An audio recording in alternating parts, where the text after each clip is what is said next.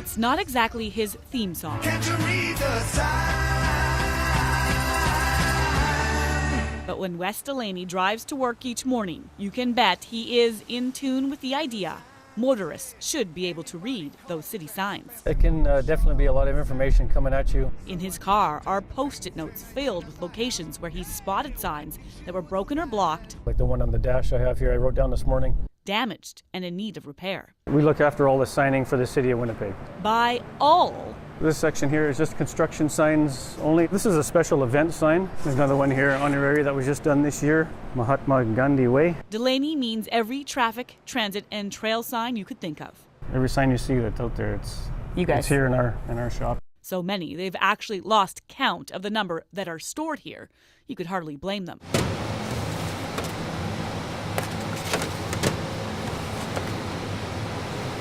The City of Winnipeg's Traffic Services Division is also the same place where they produce 10,000 new signs each year. Our beginning of the day starts with picking up a work order. Dave Chernecki used to be the guy who put up the signs. 2 years ago, he decided to switch to the city-run division that makes them. I never realized how much work actually went into it. Here you think that basically we have machines that just push a button and out comes a stop sign.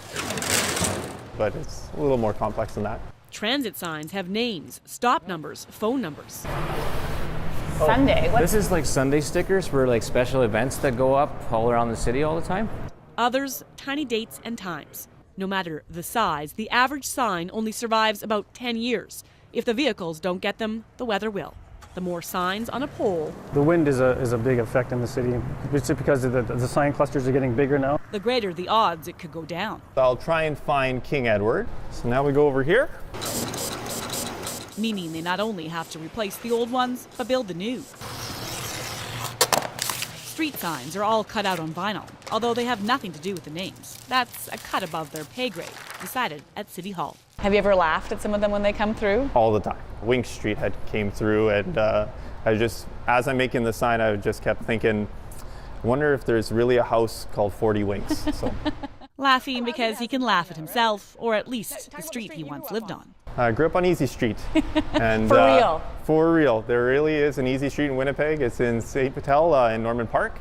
And 9 times out of 10, and every time I'd show my ID, no one would believe me that I lived on Easy Street. Not exactly easy street in here though, right? I mean, it's a complicated job. Yeah, it keeps us on our toes, that's for sure.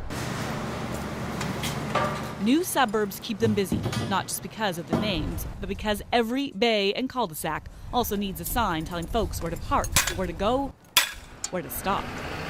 These are their number one priority. Here's a 30 maximum. So, You've been making a lot of those this year. yeah, lots, 5,000. But not their biggest job. This year, it was reduced speeds in school zones. We take material, we cut material, and then we flood the screen with ink and apply pressure, and then take it off, put it on the drying racks. We give it 24 hours, and then the next day we'd roll it on metal. When we're actually screening, there's a lot of pressure. You go down on the paddle. And pressure to meet the deadlines. Every time the city introduces a new bylaw, it's the sign crew of about 70 that has to make sure they all go up. One sign alone is about $35. $600,000 spent in school zone signs alone to date, and counting. Really adds up, eh? Yes, it is. Yeah. As the city grows, so too does the collection. There's a lot of changes over the years and a lot of the reflectivity. As you can see, the old signs didn't have the reflectivity then.